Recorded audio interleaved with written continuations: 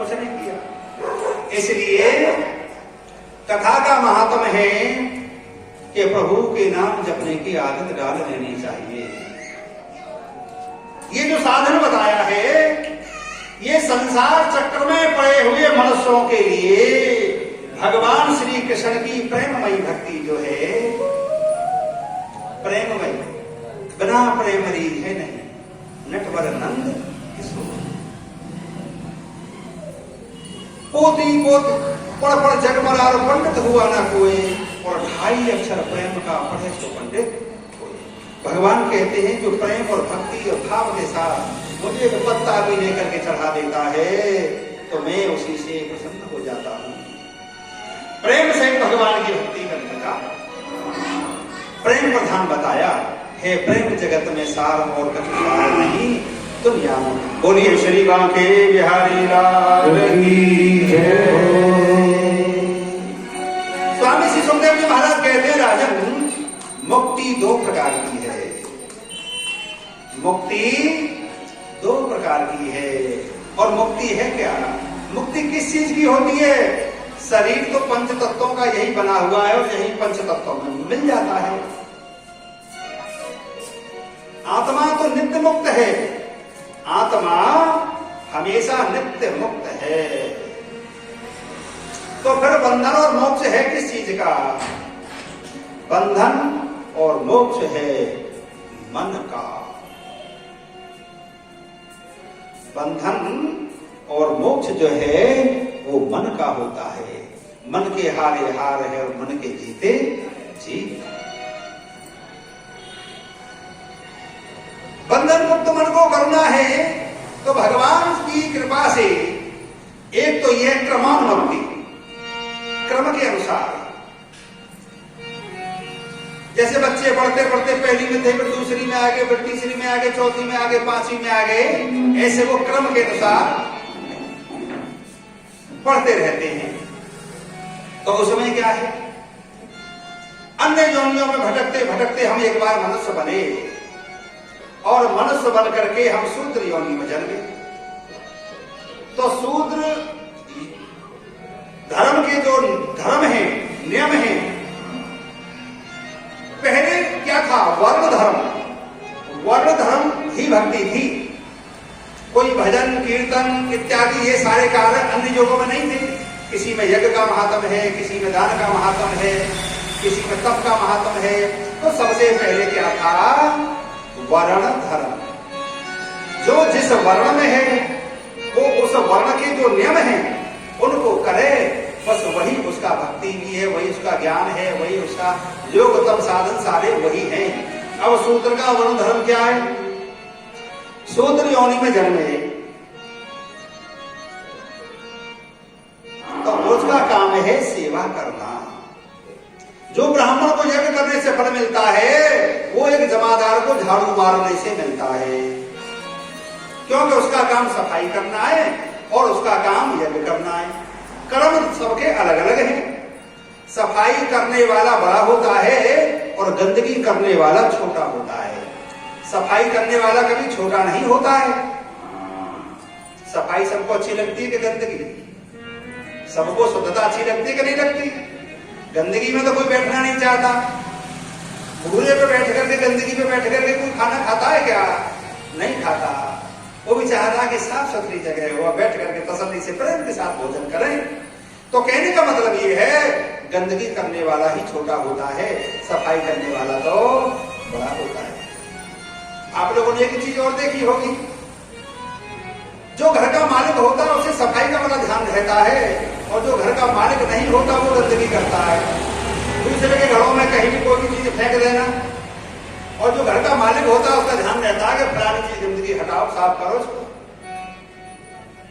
तो कहने का मतलब ये उन्होंने बताया कि वर्ण धर्म में अपने जिस वर्ण में हम पैदा हैं हम उसका नियम के अनुसार पालन करें, वही हमारी भक्ति हो जाती है। तो शूद्र का धर्म था अन्य वर्णों की सेवा करना, इसी से भगवान प्रसन्न हो जाते थे। अब आ जाइए ऊपर आ गए वैश्य, यानी पेट आ गया। अब आप ये लगाइए वैश्य का धर्म क्या है?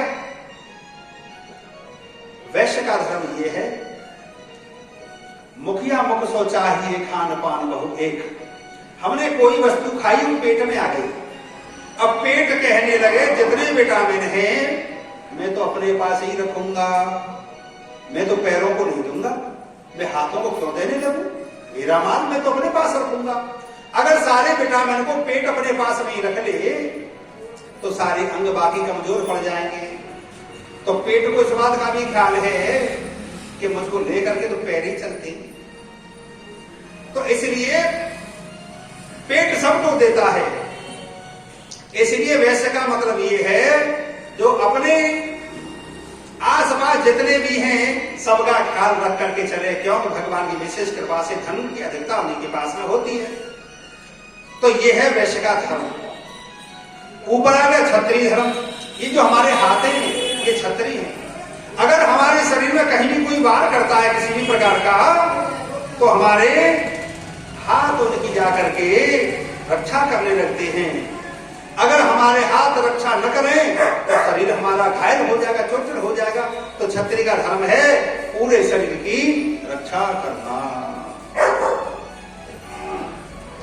इसीलिए मुख है ब्राह्मण, वो खाता है लेकिन पौष्टिकता सबको मिलती है। बोलो श्री बांके बिहारी लाल की जय।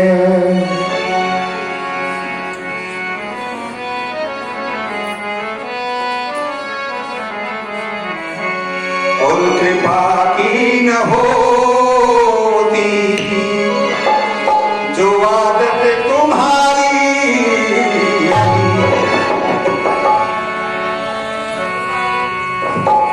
कृपा की न होती जो आदत तुम्हारी तो सोनी ही रहती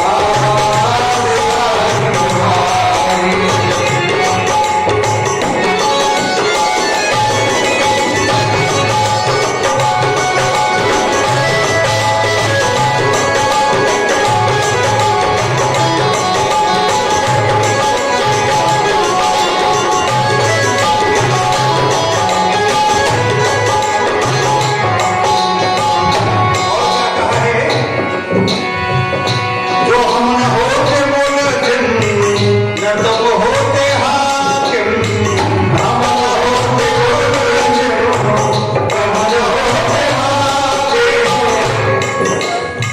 न घर घर में होती इबादत तुम्हारी, न घर घर में होती इबादत तुम्हारी।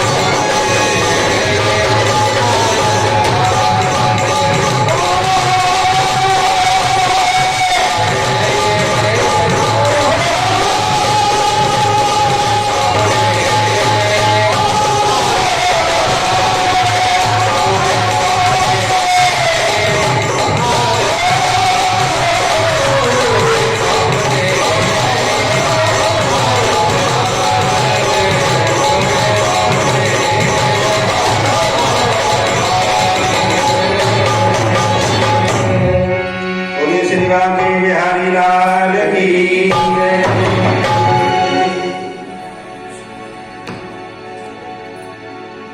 स्वामी श्री सुखदेव जी महाराज ने राजा परीक्षित को अच्छी तरह से जितने भी संशय थे सबको निकाल दिया।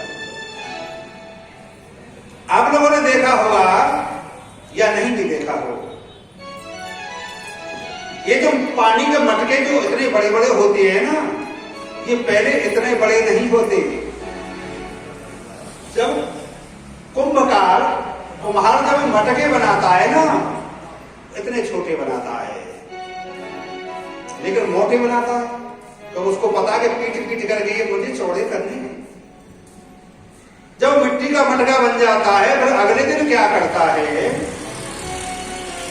एक हाथ का सहारा भीतर से लेता है और ऊपर से लकड़ी से पिटाई उसकी पट पट पट पट, फिर उसको पीट पीट के उसको गोल मटोल बड़ा कर देता है। कई बार वो फट भी जाता है तो उसको चिपका देता है, क्योंकि नरमी होती है उसमें, सूखने के बाद नहीं चिपकेगा। नरमी होती है तो वो चिपक भी जाता है। नरमी के अंदर बड़े गुण हैं, हमेशा नम्र रहना चाहिए।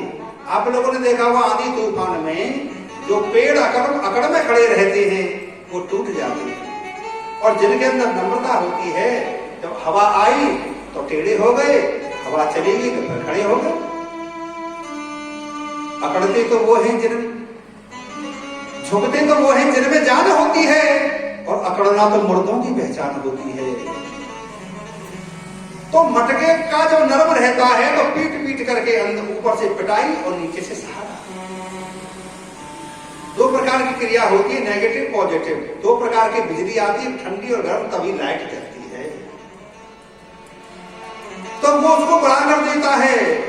तो वो उस मटके का जो कुंभकार है, कुम्हार है, वो एक तरह से उसका गुरु है। क्यों? तो उसको सुधार कर, उसका टेढ़े मेढ़े सब निकाल करके उसको गोल मटोल बड़ा कर देता है, और पका करके फिर उसको बजा के देखता है, टन टन की आवाज आने लगती है। आवाज से पता चल जाती है चटका हुआ है कि ठीक है। अब ऐसे ही आज स्वामी श्री सुखदेव जी महाराज ने राजा परीक्षित को उसी तरह से फिट कर दिया। अब राजा परीक्षित तो भगवान में उनकी मन तो लगी गया है। अब उन्होंने प्रश्न क्या किया पता है? उन्होंने प्रश्न किया कि हे स्वामी, ये बताओ, दुनिया बनाने वाले क्या तेरे मन में समाई? अरे काहे को दुनिया बनाई, ये दुनिया क्यों बनाई? वही उत्पन्न करता है और वही उसकी रक्षा भी करता है और वही उसको नष्ट भी कर देता है। आप लोगों ने देखा होगा किसान अपने खेत में अन्न बो करके आता है और फिर उसको में खाद पानी डालता है और फिर उसकी सुरक्षा भी करता है, और जब फसल पक जाती है ना तो वही पालने वाला किसान वही उसको काट भी लेता है। तो स्वामी सुखदेव महाराज कहते हैं कि हे राजन परीक्षित, जैसे किसान अपनी पकी हुई फसल को काट लेता है, ऐसे ही भगवान परम ब्रह्म परमात्मा ने 3 रूपों में ब्रह्मा विष्णु महेश के रूप में इस जगत की उत्पत्ति और स्थिति यानी बनाए रखना और बाद में संहार करते हैं। जैसे छोटे छोटे बालक होते हैं ना, बालू में खेलते हैं, बालू में घर बना लेते हैं और बाद में उस घर को फोड़ देते हैं। वो फिर कहते हैं मनुआ मर गया और खेल बिगड़ गया। उसको लात मार मार करके अपने बने बनाए मकानों को फोड़ देते हैं और फिर वो अपने घर को चले जाते हैं। स्वामी श्री सुखदेव जी महाराज कहने लगे कि हे राजन परीक्षित, बार बार सृष्टि की उत्पत्ति होती है और बार बार इसका विनाश हो जाता है। भगवान नारायण की प्रेरणा से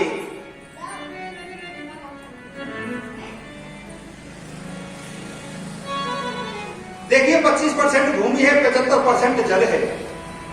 जब बर्फ के रूप में पानी का जो भंडार है तो अगर गल जाए तो सारी पृथ्वी जल में डूब जाएगी।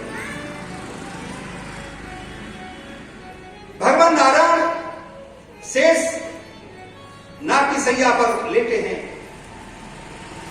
लक्ष्मी जी पेड़ दबा रही है। मन में विचार क्या आता है कि एको हम बहुत श्याम, मैं एक से अनेक बन जाऊं। और वही विचार सबके मन में आता है। जो भगवान के मन में विचार आया वही सबके मन में आज तक आता रहता है। क्या विचार?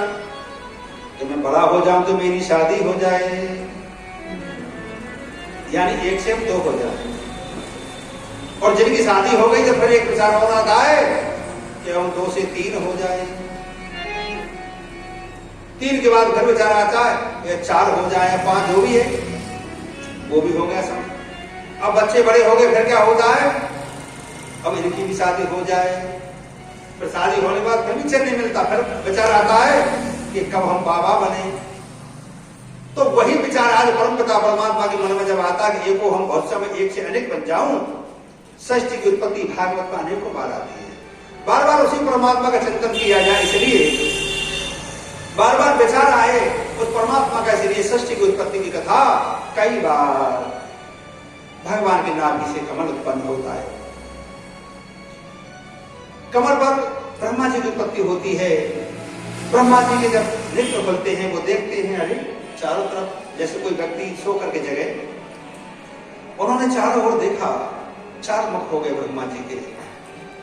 उन्होंने विचार किया चारों ओर जल ही जल है और मैं कमल पर बैठा हूं और तो कुछ मुझे दिख नहीं रहा। उन्होंने खोज करना चाहा कि ये कमल का आधार क्या है, ये कमल की उत्पत्ति कहां से है।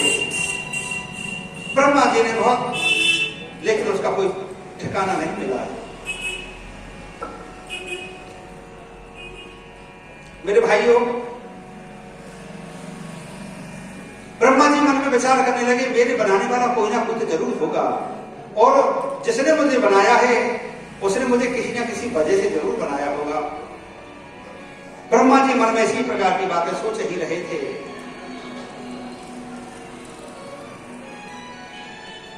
तो उन्हें आकाशवाणी सुनाई पड़ी, तपहा तपहा तपहा, यानी तप करो। जो तप नहीं करता, तप यानी परिश्रम, मेहनत करना ही तप है। अपने को तपाना, संघर्ष करना, यही तप है। और जो तप नहीं करता उसका उल्टा हो जाता है। उल्टा यानी पत। तप का उल्टा है पत। पत माने पतन। उसका पतन हो जाता है जो तप नहीं करता। तपबल शेष धरे मह भारा। शेषनाग ने पृथ्वी के वजन को धारण किया है किसके बल पर? तप के बल पर। तपबल शंभु करई संहारा। भगवान शंकर संहार करने वाले किसके बल पर करते हैं? तप के बल पर। तप बल विष्णु कर रही जगत त्राता। विष्णु जी पालन तो करते हैं किसके बल पर? तप के बल पर। और तप ते अगमन कछु संसारा, बिना तप के संसार में कुछ भी नहीं है। यानी तप यानी मेहनत, मेहनत यानी कर्म, तो कर्म प्रधान विश्व कर राखा, जो जस करे सो तस फल चाखा।